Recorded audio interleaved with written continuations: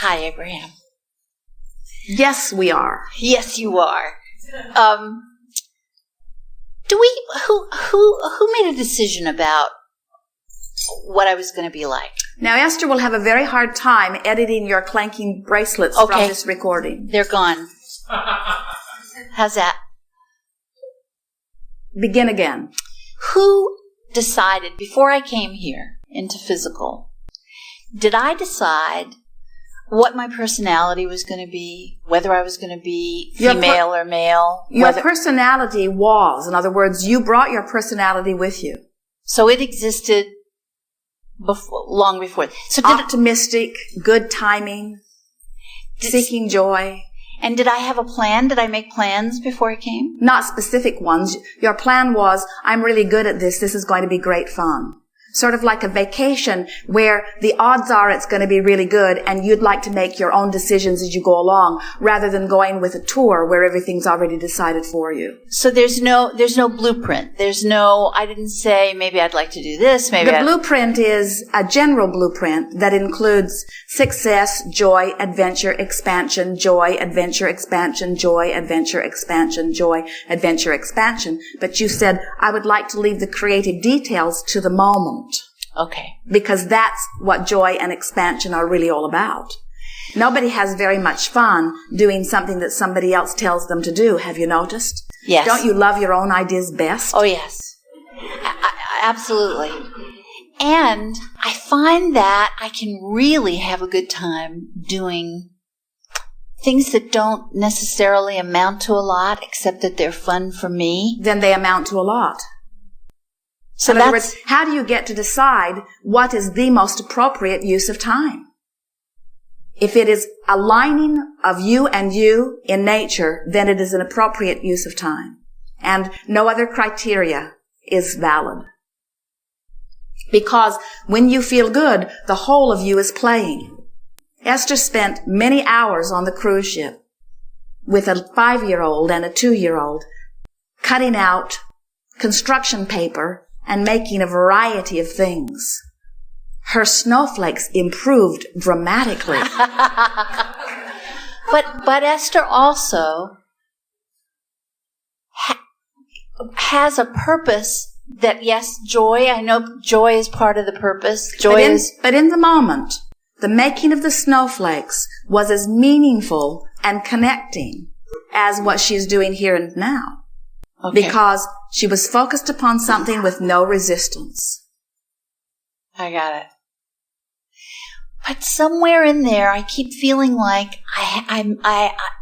that there was some plan to make a mark.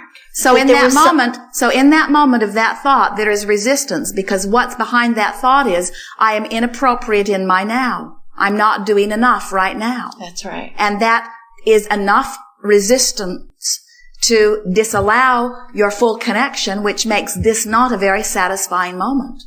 Of course, you will be reaching always for more.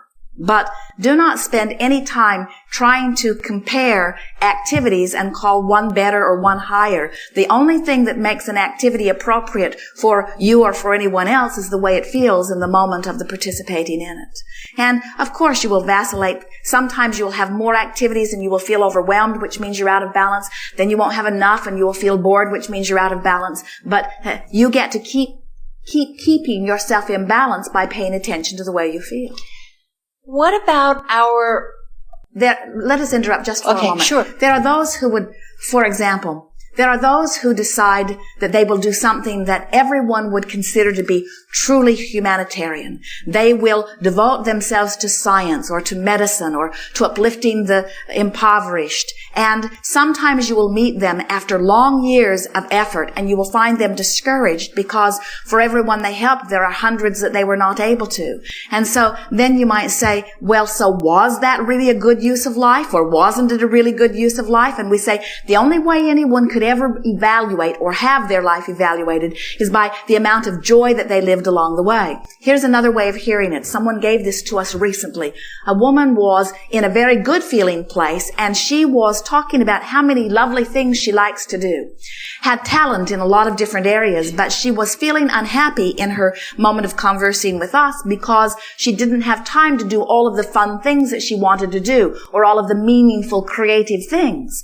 And we said, but if what you are doing feels good, then why are you lamenting not being able at the same time to do other things? We said, that's like going to a restaurant and eating something really, really delicious and then complaining that you can't eat that at the same time that you're eating that, when what you're eating is satisfying you. And so that's really what we're wanting you to. If what you are eating in the moment is satisfying you, then there is no reason to be worried about the other things that you're not eating in the same moment.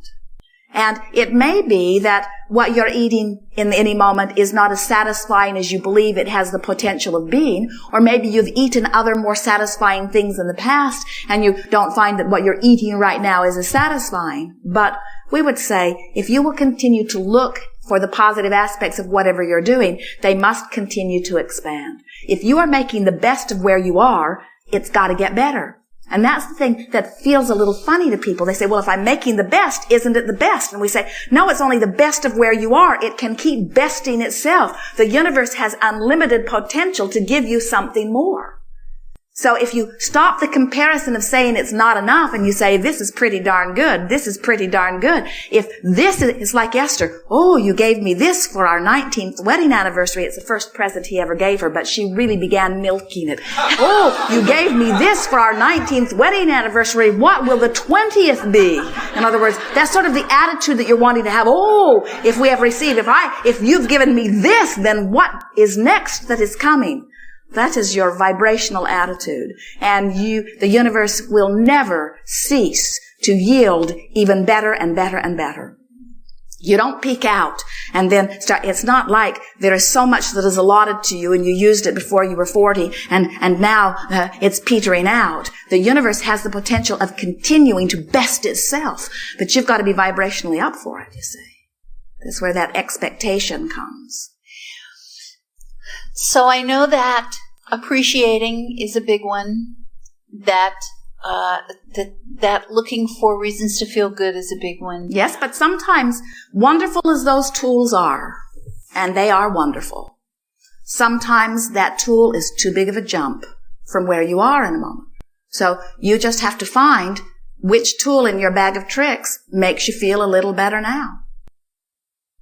Is there anything else to do to open, to be a better allower, to allow? Well, we would take note of the things that thrill us and do our best to repeat them, even though everything changes and nothing really gives you the same lift the second time that it gave you the first, because there was that element of surprise and that element of being honored and supported by the universe when it happened the first time. But when there are things that you know make you feel good, we would really fill our day with those. In other words, if taking a walk is a good feeling experience to you, we would get it first on the list every single day. If going to this restaurant is a better experience than going to that one, we'd go to the better feeling experience.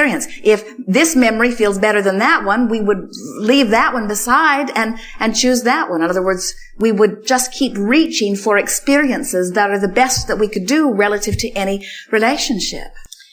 And what about the things, there are things you have to do. There are things you have to pay taxes. You have to clean your house. What about are we not responsible for each other? Certainly. But what we are saying is, while you're cleaning the house, so think about the range of vibrations, life-pinching and life-giving that you could give, that you could offer in any moment. So let's say you're cleaning your house, and let's say you don't want to. Let's say that you really wish that you had someone else cleaning your house.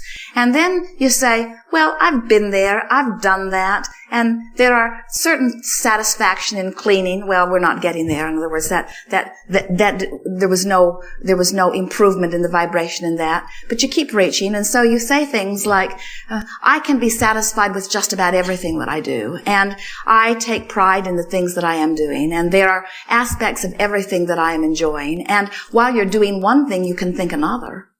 We think that that's why Esther enjoys driving so much, because it is an activity that makes her feel as if she's accomplishing as the miles are going by, but she is free to think whatever thoughts she is wanting to think. And so she is discovering the difference in the way thoughts feel. And there are so many activities that you might offer that are in the category of cleaning your house that would fall into that. In other words, if your mind is wandering toward life-giving things, then it does not matter what the activity is, it can be satisfying. However, if cleaning your house activates within you your memories of the first house you ever cleaned, or your memories of cleaning your mother's house, or your memories of not having a house to clean, or, in other words, it depends upon what you're allowing to be activated, but you can guide that. We know that there are things that you do that you don't want to do. But if we were standing in your physical shoes, we would say, everything I do, I want to do. That's why I'm doing it. I have the choice of doing this or not doing it, and I choose to do it.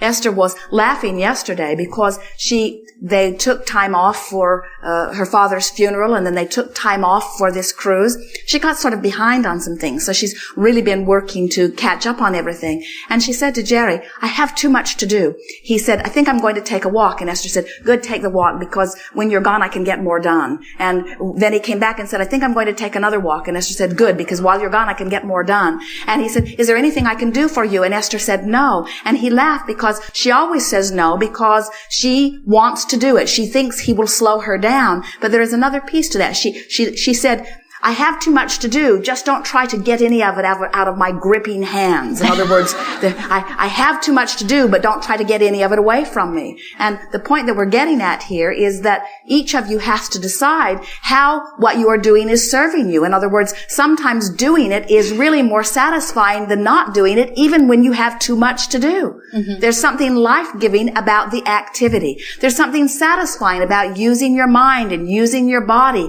and seeing the progress of it. You are wanting the action. We watch so many of you. You will go on vacation and offer more effort and more work, get less sleep, extend your bodies much more while you are on vacation than while you are living in your normal routine, because you want things to turn your attention to.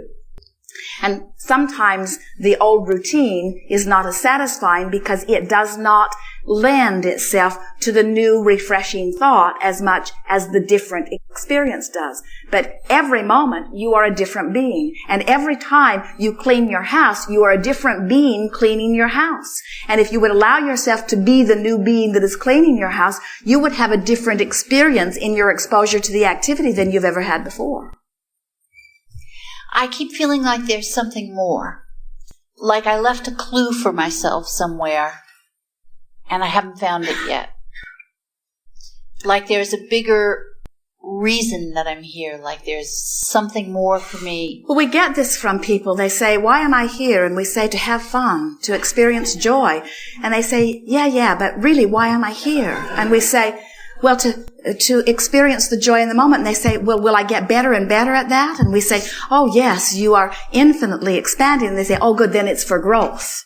And we say, well, growth is inevitable, but growth is not why you are here. You are here for the joy of being here. In other words, there doesn't need to be another creation. There doesn't need to be another painting on the wall. There doesn't need to be, in other words, no one needs this stuff. The experience is for the experience of the creation. Something to turn your attention to that is life-giving. You are here for a very big reason. You are here for the expression of life, you see. That's big. And the expression of life is joyful. The expression of life is joy. I'm here for the joy of being here. I'm here for the potential joy in this moment. So the conversation is for the potential joy, the potential interest, the potential leading it into a new place. Everything is for the satisfaction that you can derive from it as you align with it. But people don't get that because often they want things they don't believe, so they're not aligned. Or they're worried about what's not happening instead of where they are, so they're not aligned. Good time for a segment of refreshment. Yes, indeed. Thank you. We are.